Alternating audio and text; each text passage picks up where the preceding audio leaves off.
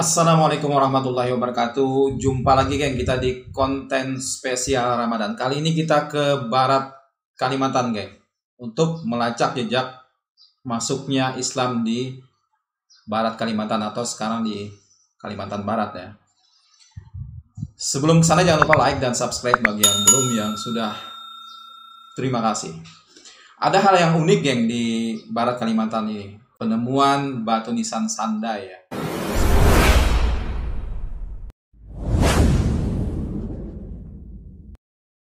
Sebuah prasasti sejarah yang kemudian ditemukan di Kecamatan Sandai, Kabupaten Ketapang, Kalimantan Barat. Prasasti ini geng, ini bertarik 127 Hijriah atau tepatnya 745 Masehi. Cukup lama juga ya. Nah, adanya penemuan prasasti batu nisan Sandai ini geng, ini menjawab perdebatan selama ini. Perdebatan yang sangat panjang tentang kapan Islam masuk ke Nusantara juga. Langsung saja kita check it out.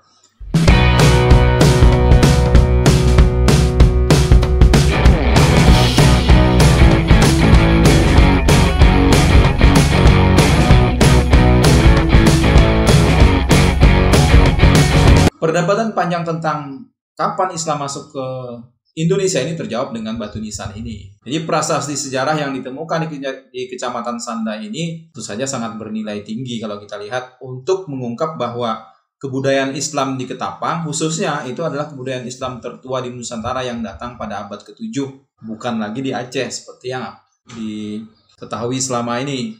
Nah, sebelumnya para ahli itu kebanyakan ini dari barat ya, khususnya dari Belanda, itu masih berbeda pendapat tentang waktu penyebaran Islam di Nusantara.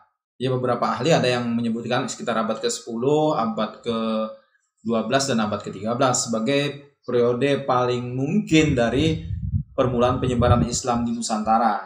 Nah, berdasarkan kenyataan sejarah menurut koordinator Yayasan Daun Lebar, beliau mengatakan bahwa saat Islamisasi di Samudra Pasai, Aceh ya, itu raja pertamanya Malik As-Saleh tahun 1297 Masehi. Gujarat itu masih merupakan kerajaan Hindu, belum menjadi kerajaan Islam. Jadi pada masa itu Islam belum mapan dan berkembang di Gujarat. Jadi tidak mungkin dapat menyebarkan Islam ke Nusantara. Selain itu, geng, dari hasil penelitian Yayasan Daun Lebar disimpulkan bahwa bentuk prasasti Sandai ini tidak sama dengan bentuk batu nisan di Pasai dan di Gresik, Jawa Timur. Batu itu bukan pula batu asli dari Kabupaten Ketapang ya, tapi ini adalah batu impor. Nah, meski penelitian yang dilakukan belum sepenuhnya rampung, yayasan ini secara giat juga kemudian mengumpulkan banyak literatur untuk memperkuat penelitian mereka ini. Berdasarkan bentuk batu nisan ini, geng, para ahli juga berpendapat bahwa asal muasal penyebaran Islam di Nusantara itu menyebut dari Gujarat abad ke-12, Bengal, Coromandel, dan Malabar abad ke-13. Menurut mereka, bentuk batu yang nisan yang ditemukan itu ya di Pasai dan di Jawa Timur itu bentuknya sama dengan batu nisan yang terdapat di Cambay, Gujarat. Ditambahkannya, geng, pendapat ini diperkuat dengan pendapat sarjana asal Belanda J.P. Mokwet yang berkesimpulan berdasarkan temuan batu nisan di Pasai, Aceh yang bertarik 831 Hijriah atau 27 September tahun 1428 Masehi. Begitu juga pendapat Eski Fatimi yang berdasarkan batu nisan Fatimah binti Maimun yang bertarik 475 Hijriah atau 1082 Masehi yang ditemukan di Leran, Jawa Timur. Berdasarkan tarik prasasti Sandai ini terbukti telah terjadi koneksi Nusantara dengan Arab Persia pada awal abad ke-7. Ternyata pada masa itu yang sudah dikenal dalam sejarah sebagai masa kejayaan dunia Islam. Sejarah umat Islam mencatat bahwa pada abad ke-7 di Spanyol itu masih dikuasai penguasa Muslim. Pada periode ini, geng, dinasti Umayyah 132 Masehi sampai 749 Masehi dan dinasti Abbasiyah tahun 750 Masehi sampai 798 Masehi itu telah melakukan ekspansi ke Persia dan anak benua India hingga melakukan pelayaran ke timur jauh. Ini merupakan rute terjauh yang pernah dilayari manusia sebelum kebangkitan pelayaran Eropa pada abad ke-16. Dalam sejarah kerajaan Tanjung Pura yang bersumber dari sejarah dinasti Sung buku 489 ya, itu menyebutkan bahwa hubungan kerajaan Tanjung Pura dengan para pedagang Arab pada tahun 977 Masehi itu semakin berkembang ya.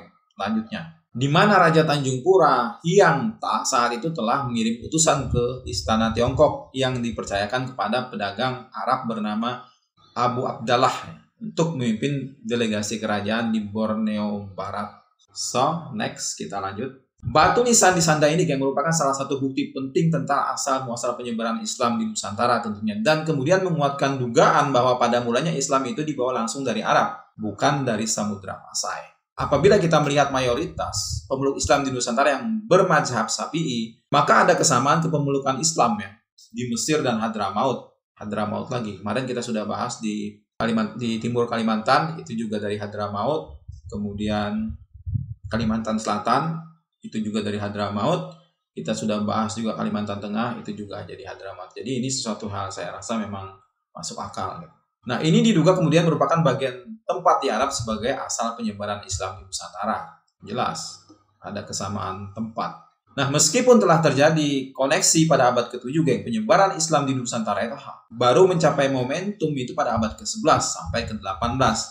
Momentum ini terjadi setelah adanya penetrasi Islam oleh para sufi yang muncul itu melalui jaringan ulama yang menjaga harmonisasi antara syariat dan tasawuf, karena tasawuf ini yang paling mudah diterima saat itu karena Nusantara masih mayoritas Hindu.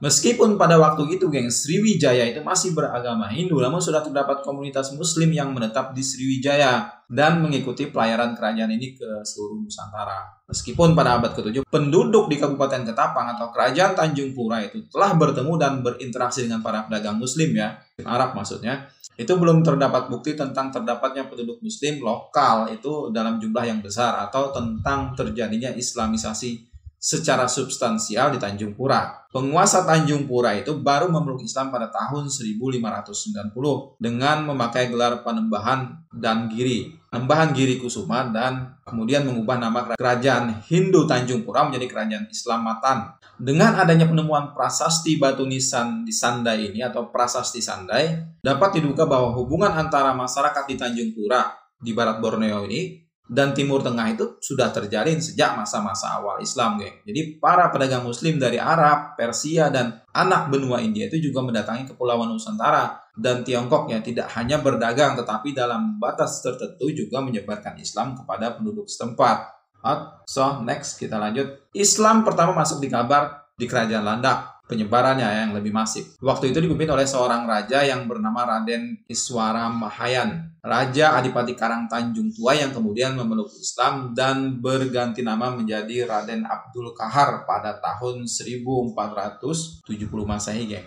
Dan kemudian beliau naik tahta. Pada perkembangan selanjutnya, Islam mulai tersebar ke seluruh Kalimantan bagian barat dengan berdirinya berbagai kerajaan Islam seperti Kerajaan Sukadana, Kerajaan Mempawah, Kerajaan Sambas, dan Kerajaan Pontianak yang sebenarnya masih ada pertalian saudara antara masing-masing itu, baik kerajaan maupun kesultanan ya. Jadi, geng, menurut salah satu versi, pembawa Islam pertama itu bernama Syarif Hussein ya, penyebar Islam, seorang Arab ya. Versi yang lain lengkap menyatakan bahwa beliau adalah Syarif Abdurrahman Al-Qadri, putra dari Syarif Hussein. Diceritakan, geng, bahwa Syarif Abdurrahman Al-Qadri ini adalah putra asli Kalimantan Barat. Ayahnya Syed Habib Hussein Al-Qadri yang seorang keturunan Arab yang telah menjadi warga Matan. Ibunya bernama Nyai Tua, jadi seorang putri Dayak yang telah menganut agama Islam, jadi putri Kerajaan Matan. Syarif Abdurrahman Al-Qadri ini lahir di Matan tahun 1739 Masehi. Jadi beliau merupakan keturunan Arab dan Dayak. Ayahnya Syarif Hussein, ada yang menyebutnya Habib Hussein, itu menjadi ulama terkenal di Kerajaan Matan hampir selama 20 tahun. Tampak yang bahwa Islam masuk di Kalimantan Barat itu dibawa oleh juru dakwah dari negeri Arab. Ini sejalan dengan teori beberapa sejarawan Belanda, diantaranya Crawford, ya, Keizer, kemudian ada Neyman, The Hollander, dan Ward. Menurut mereka, geng, penyiar Islam di Indonesia atau di Nusantara waktu itu ya, itu berasal dari Arab, tepatnya dari Hadramaut, Yaman. Teori ini didukung juga oleh sejarawan dan ulama Indonesia modern ya, seperti Hamka, Ali Hashim, Muhammad Said, dan Syekh Muhammad Naqib Al-Atas. So, next kita lanjut. Memang tidak dijelaskan secara pasti apakah Syarif Hussein ini seorang pedagang atau ulama, karena disebutkan aktivitasnya sebagai ulama itu mencapai 20 tahun. Tetapi diperkirakan mulanya dia memang seorang pedagang tadinya, sebagaimana teologi orang Arab sebagaimana tipologi orang Arab pada umumnya lah, pedagang. Tetapi di masa tuanya lebih memfokuskan diri sebagai ulama atau juru dakwah. Sedangkan aktivitas dan bakat sebagai pedagang itu diwariskan kepada putranya, Syarif Abdurrahman Al-Qadri. Terbukti, geng, sewaktu mudanya Syarif Hussein Al-Qadri ini aktif berdagang ya, mengelilingi daerah-daerah di Nusantara itu seperti Tambilahan, Siantan, Siak, Riau, dan Palembang. Juga kawasan di Kalimantan lah, seperti Banjar ya, di Kalimantan Selatan dan Pasir di Kalimantan Timur. Bahkan, geng, ia juga berhubungan dengan para pedagang Indonesia lainnya dan pedagang mancanegara seperti dari Arab, India, Cina, Inggris, Prancis, dan Belanda. Dari pengalaman dan kesuksesannya berdagang, dia kemudian membangun armada dagang, geng, kuat yang dilengkapi persenjataan serta kapal-kapal yang tangguh yang dipimpin oleh seorang sahabatnya bernama Juragan Daud. So, masuknya Islam di Kalimantan Barat itu berjalan secara alami, geng. Habib Hussein Al-Qadri ini sebagai juru dakwah yang pertama. Kemudian dilanjutkan oleh putranya Syarif Abdurrahman Al-Qadri itu bersama para kader dakwah lainnya lah. Disebut alami kenapa? Karena di sini selain tugas dakwah itu dijalankan, aktivitas ekonomi juga digerakkan sehingga para juru dakwah itu mereka merintis, memiliki kekuatan ekonomi yang kuat, tidak tergantung kepada siapapun gitu. Jadi dengan kekuatan ekonomi ini pula, geng, dakwah itu menjadi semakin berhasil, ditambah relasi yang luas dengan para pedagang lainnya itu. Walaupun bagi Kalimantan Barat, datangnya Islam yang dibawa oleh Syarif Hussein Al-Qadri, Kalimantan Barat itu bukan merupakan daerah pertama yang didatanginya, dan rentetan kronologi sampai akhirnya beliau menetap dan memusatkan dakwah di Kalimantan Barat, geng. Beliau lahir di Tarim Hadramaut tahun 1414 setelah menamatkan pendidikan agama yang memadai. Atas saran guru, beliau berangkat menuju negeri-negeri timur bersama 3 orang kawannya untuk mendakwahkan Islam. Jadi tahun 1145 Hijriah, mulanya mereka tiba di Aceh. Sambil berdagang mereka mengajarkan Islam di sana. Lalu perjalanan dilanjutkan ke Betawi atau Jakarta sekarang ya. Sedangkan temannya Sayyid Abu Bakar Al-Idrus itu menetap di Aceh, geng. Kemudian Sayyid Umar Bahasan Assegaf itu berlayar ke Siak, dan Sayyid Muhammad bin Ahmad Al-Quraish ke Trenggana. Syarif Hussein Al-Qadri ini kemudian tinggal di Betawi selama 7 bulan. Kemudian di Semarang selama 2 tahun bersama Syekh Salam Hanbali. Tahun 1149, geng, beliau berlayar dari Semarang ke Matan atau Ketapang ya, Kalimantan Barat, dan diterima di Kerajaan Matan. Seiring dengan usaha dakwahnya ini, penganut Islam semakin bertambah dan Islam memasyarakat sampai ke daerah pedalaman. Maka antara tahun 1704 sampai 1755 Masehi, geng, ia diangkat sebagai mufti atau hakim agama Islam di Kerajaan Matan ini. Selepas tugas sebagai mufti, beliau sekeluarga diminta oleh Raja Mempawah, Opo Daeng Menambun, untuk pindah ke Mempawah dan mengajar agama di sana. Sampai kemudian diangkat menjadi Tuan Besar Kerajaan Mempawah, geng. Sampai wafatnya tahun 1184 Masehi dalam usia kurang lebih 84 tahun ya. Nah, Islam di Kalimantan Barat ini tidak saja disebarkan di kalangan masyarakat biasa, tapi juga di kalangan bangsawan, geng. Cara yang digunakan pada awalnya adalah dengan asimilasi perkawinan ya, mengawini putri-putri bangsawan. Jadi Syarif Hussein ini mulanya kawin dengan Nyai Tua, seorang putri keluarga Kerajaan Matan itu. Nah, belakangan beliau juga kawin dengan Nyai Tengah dan Nyai Bungsu, juga dari lingkungan Kerajaan Matan. Dari Nyai Tua lahir Syarif Abdurrahman Al-Qadri yang belakangan menjadi pendiri Kesultanan Pontianak. Dari Nyai Tengah ia memiliki 3 anak. Dari Nyai Bungsu beliau juga memperoleh 3 anak. Itu geng terkait dengan masuknya Islam di bagian barat Borneo. Kurang lebih samalah dengan bagian Borneo yang lain ya. Nama Tarim Hadramaut ini ternyata memang betul-betul disegani. Semoga bermanfaat. Jangan lupa like, share, dan komen, subscribe. Waalaikumsalam warahmatullahi wabarakatuh.